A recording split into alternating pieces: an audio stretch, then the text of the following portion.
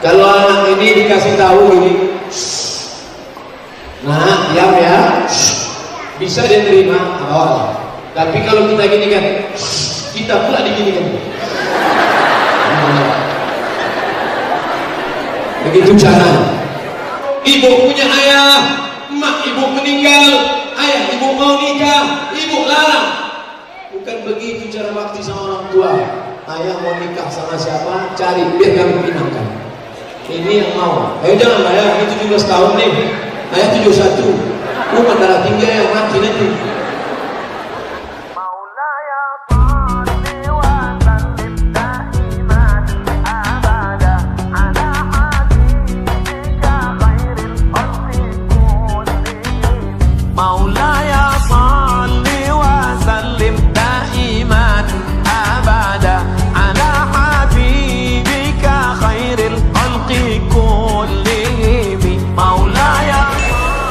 Lebih baik kalau sudah nikah itu tinggal sama orang tua atau sewa rumah, Pak Ustaz? Sebelum nikah kalian tanya dulu, papa, mama, anak gadis kalian ini nanti kalau udah nikah boleh tak aku bawa keluar? Itu gunanya ta'aruf, itu gunanya pinang meminang. Jangan selama pinang meminang datang bawa martabak ayam penyet, datang bawa jeruk, tak ada ngomong. Maka begitu sudah nikah kau bawa mengamuk dia, jangan bawa anak gadisku. Dulu kenapa nggak ngomong? Bicarakan yang penting-penting. Pak, saya kan tugasnya di Bandung, anak bapak ini di Medan. Nanti kalau nikah boleh tak aku bawa ke Bandung? Oh, bawalah, tak apa-apa. Yang urgen, yang penting, jangan sampai terjebak pada masalah. Tapi sebaiknya kalian independen supaya tidak ada intervensi. Lebih baik bersusah-susah cari perempuan yang siap dari nol. Banyak di pom bensin Pertamina. Sewa rumah. Karena kalau di sini banyak masalah. Tapi ayah mertua sudah meninggal, emak hidup sebatang kara sendirian, abang-abangnya laki-laki, tinggal istrimu itu anak perempuan sendiri. Mau kau bawa pulang anak mati sendiri lah mak mertua. Ada timbang rasa. Kau ketemu dia setelah 25 tahun, setelah dia gadis. Tapi emak ini membesarkan si anak ini dari kecil, 2 jari tapak kakinya dibesarkannya, 9 bulan 10 hari dikandungnya. Sekarang mau kau bawa pergi. Pas ditanya kenapa kau bawa anak gadisku, nak, terserahku, karena surganya di bawah tapak kakiku. Apa hukum investasi uang di perusahaan Merkuri dan Forex?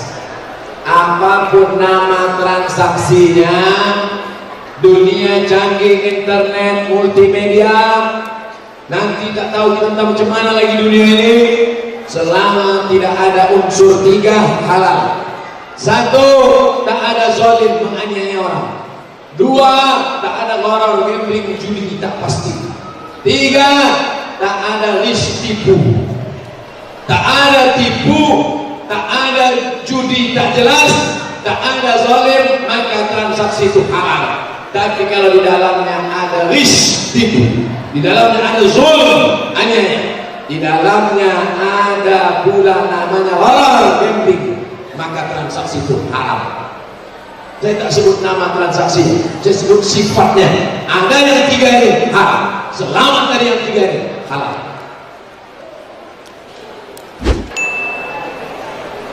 Bila ada orang tua melarang anaknya, tapi dia sendiri melakukan yang dilarangnya. Nah, jangan pakai lipstik tebal-tebal ya, lipstiknya 2 inci. Nah, kau jangan sampai buka jilbab ya, dia sendiri tak pakai jilbab. Nah, jangan kau pakai celana sempit ya, dia sendiri pakai celana jen baju hantu. Maka ucapannya sudah membatalkan, ucapannya dibatalkan oleh perbuatannya. Apa hukumnya dalam Al-Quran? Atakmurunan nasa bil birri. Apa gunanya kau suruh orang buat baik, wa antum tatlunal kitab, sedangkan engkau baca Quran, baca hadis, dengar ceramah, kau suruh orang buat baik, kau sendiri tak melaksanakannya. Kabura maqtan indallah, hukuman yang paling berat diberikan Allah bagi siapa? Kabura maqtan indallah, hukum paling berat bagi orang yang menyuruh tapi tak membuat. Mudah-mudahan kita menyuruh, mengajak, dan kita melaksanakannya. Amin ya rabbal alamin. Kami mendoakan Ustaz selalu dalam lindungan Allah. Amin ya rabbal alamin. Bagaimana menyikapi anak yang malas sekolah? Anda malas sekolah? Bawa dia ke panti asuhan. Yang malas-malas sekolah, tolong didata. Nanti sore usuruh bapak emak kalian membawa ke panti asuhan. Boleh nanti, langsung hari itu juga, jangan tunggu-tunggu hari Ahad. Pergi ke panti asuhan, dudukkan dia sama anak-anak panti. Nanti dia bertanya, mama, ini siapa? Ini anak panti asuhan. Kenapa mereka di sini? Maknya ada, ayahnya meninggal, tak sanggup lagi makan minum, tak ada tempat tinggal, ditinggalkan sini. Kau kalau macam-macam ditinggalkan juga sini. Panggil yang mengemis, yang nyanyi-nyanyi di lampu merah. Ada 2-3 orang, ajak makan siang. Yang ngemis, gembel, mohon maaf, panggil, dudukkan sama dia, ajak dia ngobrol, cerita. Kenapa kau sampai tak sekolah? Aku sebetulnya ingin betul sekolah, menengok orang pergi sekolah, menetes air mataku, tapi karena ayahku meninggal, emakku susah, akhirnya aku menyanyi di sini untuk mengais rezeki, berjualan koran, biar mereka tahu.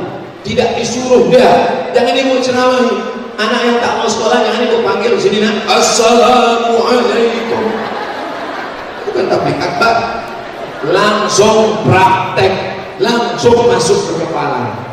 Bagaimana dengan anak yang malas sholat Pak Ustaz? Anak-anak yang malas sholat, nanti kalau ada orang meninggal, tetangga ibu ajak dia, buka penutup wajahnya, suruh dicium. Kalau laki saya malas sholat, laki ibu bawa. Tapi yang meninggal itu laki-laki juga. Jangan bini orang suruh cium, laki dia. Nah, ini dulu bapak ini pejabat, ini dulu bapak ini orang kaya. Setelah mati coba kau tengok, pucat macam es batu. Apa yang akan dibawanya masuk ke liang lahat? Sholat, bukan somat.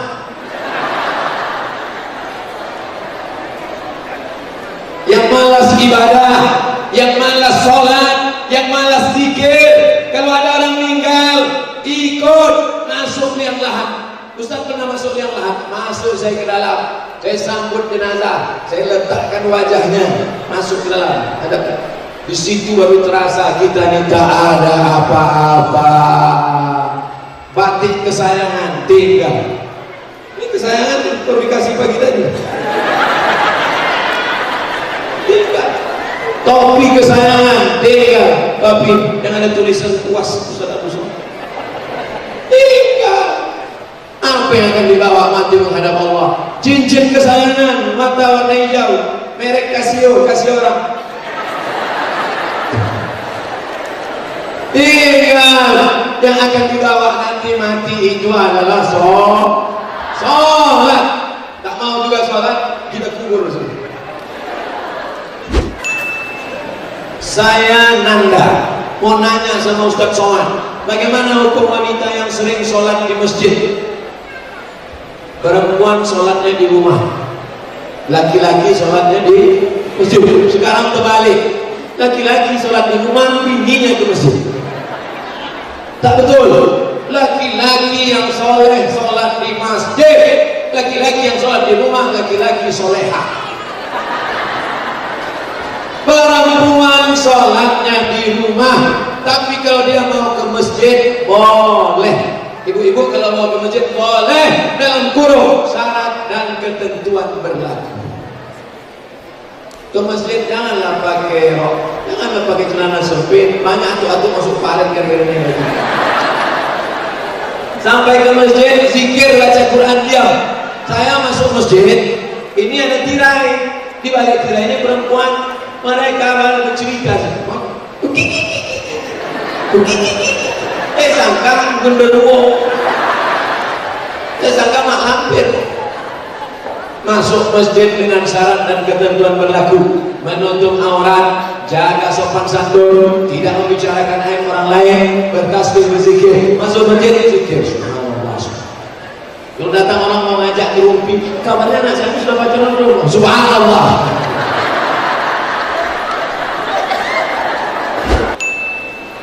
Ustaz, bagaimana cara meyakinkan orang tua kita supaya mau pergi haji dengan menjual harta sebagian miliknya? Karena orang tua saya tak mau pergi haji kalau menjual harta tersebut, sementara saya tak punya uang, tapi saya punya tanah. Mohon penjelasannya Pak Ustaz. Walillahi 'alan nasi, manusia wajib pergi haji. Hajjul bait, pergi haji hukumnya wajib, salat wajib, zakat wajib, puasa wajib, haji wajib. Tapi yang wajib itu siapa? Man istata'a ilaihi sabila, bagi siapa yang mampu. Yang tak mampu tak wajib. Saya doakan semua, kita berharap anak-anak kita ini nanti semuanya sanggup pergi haji.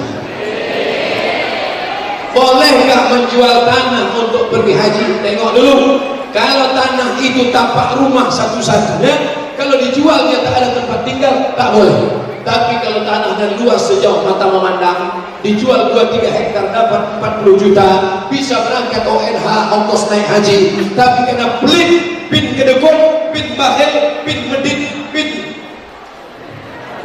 pelit. Hei bapak yang tak mau jual tanah, Ustaz tunjuk siapa itu? Itu kamera. Nanti tolong kirimkan kameranya gitu ya. Hai ibu yang tak mau jual tanah padahal tanahmu banyak. Hai bapak yang tak mau jual tanah padahal tanahmu luas. Ingat, setelah kau mati nanti tanahmu akan dibagi-bagi oleh anak menantumu. Menantu yang paling tak kau suka, itu yang paling banyak dapat. Waspada. Oleh sebab itu maka jangan berpikir sesaat dunia saja. Orang yang cerdas, al-kais, orang yang cerdas, mandana nafsahu, yang mampu menekan hawa nafsunya, wa amila lima ba'dal maut, dia berpikir sesudah mati, bukan yang dipikir kayak tanahnya yang luas, tapi mana tanah yang bisa membawa mati. Jual tanah, pergi haji. Jual tanah, santuni anak yatim. Infakkan, wakafkan tanah buat pondok pesantren, sekolah agama, MBA. Itulah yang menolong di hadapan Allah Subhanahu wa taala. Setuju? Yang tak setuju, hati-hati. Amalan apa yang sedikit dikerjakan tapi pahalanya banyak? Mantap. Amalnya sedikit, pahalanya banyak. Man ala salasa banatin, siapa yang merawat 3 anak perempuan, fa'adabahunna, sekolahkan dengan baik, wasawajahunna, nikahkan dengan orang baik-baik, wa ahsana ilaihinna, buat baik sampai mati, falahul jannah, surga baginya. Ibu yang membesarkan mereka 3 orang, dididik dengan baik, nikahkan dengan orang baik, buat baik sampai mati, falahul jannah. Jangan batasi surga hanya lewat haji mabrur. Anak saya cuma 2 Pak Ustaz, tambah 1 lagi. Apalagi amal yang ringan, kalimatani, 2 kalimat, khafifatani alal lisan, ringan di lidah, saqilatani fil mizan, tapi berat pada timbangan amal hari akhirat. Subhanallah wa bihamdihi, subhanallah, subhanallah wa bihamdihi, subhanallahil azim, subhanallah wa bihamdihi, subhanallahil azim, subhanallah. Pokoknya sedang nyetir, subhanallah wa bihamdihi, subhanallah, subhanallah wa bihamdihi. Datang razia, buka kaca, subhanallah wa bihamdihi, subhanallah. Ada lu lewat aja.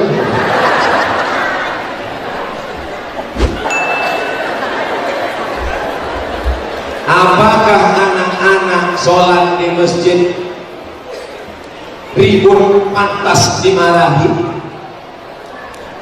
Kenapa Ustaz tak marah sama mereka main-main mobil, duduk-duduk? Kenapa Ustaz tak marah? Mereka inilah nanti akan menjadi panitia pengajian 20 tahun akan datang. Kalau anak-anak di masjid itu kau bentak, kau senggak kemarin, monyet balik lem. Kalau di masjidmu masih ada anak-anak lari-lari, lompat-lompat, berarti 20 tahun akan datang masjid itu akan tetap ada sholat berjamaah. Kenapa? Mereka nanti akan datang ke masjid. Tapi kalau masjid itu sudah sunyi, yang tinggal di masjid itu cuma atu-atu yang lebih banyak ayat daripada batu, siap-siaplah tak jadi apa. Mungkin masjid itu jadi mall 20 tahun lagi. Oleh sebab itu anak-anak silakan. Cuman kalau anak ini umur 4 tahun ke bawah, itu lebih baik tidak. Tapi kalau anak yang umur 5 tahun, 6 tahun, bagus. Kalau anak ini dikasih tahu ini, nah diam ya, bisa dia terima awal. Tapi kalau kita gini kan, kita pula diginikan. Begitu caranya. Anak terbagi 3. Pertama sobi, kedua mumayyiz, ketiga afrad. Afrad yang sudah hampir tumbuh halus-halus, hampir akil balik. Yang mumayyiz sudah bisa membedakan mana baik, mana buruk, mana kotoran, mana baik. Yang kecil sobi, 4 tahun ke bawah kita bisa. Sobi jangan dibawa. Nanti pas kita sholat diletakkannya di samping. Wow, dia pun lari. Kebetulan ada bapak-bapak situ sholat bawa kacamata. Letak di bawah. Setiap anak tu lewat.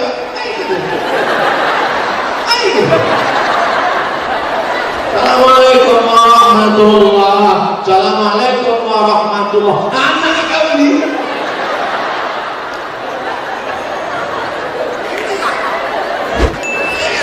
Bagaimana menyikapi orang tua yang suka marah-marah? Boleh jadi kuman darah tingginya, boleh jadi dia darahnya 600 diabetes mellitus, boleh jadi dia kena penyakit macam-macam. Oleh sebab itu tanya dengan baik. Pak, ada yang mau adik tanya sama papa? Apa boleh tanya? Bapak kenapa marah-marah? Suka hati pula. Waktu ngamuk apa tak suka kau cabut kau dari rumah. Oleh sebab itu tanya dengan baik, santuni dia dengan baik. Berapa tahun kalian dibesarkannya? 25 tahun. Sekarang dia marah-marah baru 2 bulan. 25 tahun. Gara-gara hujan sehari hilang kemarau setahun. 25 tahun dia sabar membesarkan engkau. 2 bulan dia baru marah-marah. Udah kau tulis surat ke Ustaz Somad. Marah Ustaz. Enggak, memang stylenya begitu. Ustaz, apakah wajib jika anak khatam Quran itu buat kulit kuning? Lain padang, lain belalang, lain lubuk, lain ikatnya. Ada sahabat Nabi namanya Anas bin Malik. Siapa namanya? Anas bin Malik. Idza khatamal Quran, kalau dia khatam Quran, jamaah ahlahu wa auladahu, dikumpulkannya anaknya, istrinya, lalu berdoa khatam Quran. Itulah dalil khatam Quran. Tapi di Nusantara ini tradisinya macam-macam. Ada orang Melayu, ada orang Mandailing, ada orang Aceh. Maka dibuatlah pulut kuning, pakai inti, ayam panggang. Maka tidak mesti pulut kuning, pulut merah pun boleh. Pakai bubur kacang hijau mantap. Kami kalau pakai ayam goreng Pak Ustaz lebih keren. Kalau minum air putih aja Pak Ustaz maklum kali kalian. Memuliakan Al-Quran, undang ramai-ramai berdoa ketika khatam Quran. Adapun pulut kuning ayam panggang tradisi, baik, lanjutkan. Mau ditambah dengan makanan-makanan ringan, bagus. begitu cara syukur, sedekah. Makanya orang tua kita dulu mengatakan sedekah tolak bala, sedekah mengundang rezeki, sedekah menjauhkan dari laknat. Diundang oleh ulama atau masyarakat sedemikian, didoakan anak kita jauh dari maksiat dan dosa. Hatam Quran terus dilanjutkan karena tradisi yang baik, dan ada dalilnya dari sahabat Nabi Anas bin Malik radhiyallahu anhu. Bagaimana jika ayahnya sudah meninggal, ibunya ingin menikah lagi, tapi anaknya tak merestui hubungannya? Anak durhaka. Kenapa kau tak setuju emakmu menikah lagi? Karena calon suami emakku ini berondong Pak Ustaz, dia mau mengincar harta bapakku saja. Kalau jelas sebabnya boleh, tapi bukan kau yang melarang. Mengadu kepada tokoh masyarakat, alim ulama cerdik pandai, supaya mereka yang menasihati ibumu. Kau yang kau pikirkan anak, yang kau pikirkan suamimu yang baru ini saja, anakmu juga kau pikirkan, karena harta warisan ini dari suamimu. Bukan kalian menceramahi mak kalian. Yang nanti mak kalian mau menikah, bapak kalian sudah meninggal, dan panggil mak kalian, mak sini sebentar. Ya ayyuhalladzina amanu, janganlah menikah lagi setelah bapakku mati. Begitu juga dengan ibu-ibu. Ibu punya ayah, mak ibu meninggal, ayah ibu mau nikah, ibu larang. Bukan begitu cara bakti sama orang tua. Ayah mau nikah sama siapa, cari, biar kami pinangkan. Ini yang mau. Jangan ayah, ini 17 tahun nih, ayah 71. Bukan darah tinggi yang mati nanti. Jangan kalian tahannya mau nikah. Ini banyak anak-anak ini merasa berbakti. Papa, mama sudah meninggal, papa jangan pikirkan lagi yang lain-lain. Papa mau ke Singapura, hinggap. Papa mau pergi ke Jakarta, singgah. Papa mau tinggal di Medan, silakan. Kalian jangan pikirkan tempat terbang saja. Kemana hinggap kalian pikirkan. Bolehkah kita membenci orang tua kita karena orang tua kita tidak mengajari yang tak baik? Membenci perbuatan orang, yes. Membenci orang, tak boleh benci orang. Benci perbuatannya karena dia mengajarkan santet, karena dia mengajarkan sihir, karena dia mengajarkan copet, dia mengajarkan black magic. Suruh dia berhenti. Tapi kalau dia sudah berhenti, maka kita tetap sayang dan cinta pada orang tuanya. Andai orang tua kita itu kafir, baca dalam Quran, wa in jahadaka ala an tusyrika bi. Kalau orang tuamu itu tidak Islam, dia memaksa engkau untuk menyembah selain Allah, fala tuti'huma, tak boleh patuh sama dia, tak boleh ikut cakapnya, tapi tetap berbakti. Wa sahibhuma fid dunya ma'rufa, tetaplah berbakti pada orang tua. Apa hukum anak yang memutuskan hubungan dengan orang tua? La yadkhulul jannah, tak masuk surga. Qatimur rahim, orang yang memutus tali silaturahim. Hadis riwayat Bukhari dan Muslim. Hati-hati, jangan kau kira masuk surga karena kau pergi ke Makkah bolak-balik. Jangan kau kira kau masuk surga karena rajin infak, zakat, wakaf, sedekah. La yadkhulul jannah, tak masuk surga. Qatimur rahim, memutus tali silaturahim.